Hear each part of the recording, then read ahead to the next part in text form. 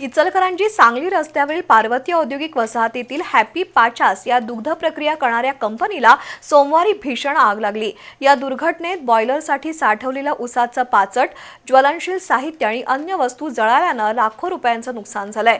Short सर्किटमुळे ही आग लागल्याची शक्यता आहे। इचलकरंजी सांगली रस्त्यावर पार्वती औद्योगिक वसाहतीमध्ये दुधावर प्रक्रिया करणारी हॅपी पाचस नावाची कंपनी आहे। या कंपनीच्या मागील बाजूस धूर येत असल्याचं दिसून आलं। बघता बघता आगीनं रौद्ररूप धारण केलं। कर्मचाऱ्यांनी तातडीनं विद्युत पुरवठा खंडित केला आणि आजूबाजूच्या नागरिकांनी मदत कार्य सुरू केलं। इचलकरंजी महापालिका आणि जयसिंगपूर नगरपालिकेच्या अग्निशमन दलाच्या जवानांनी सुमारे 2 तासांच्या प्रयत्नानंतर आग आटोक्यात आणली।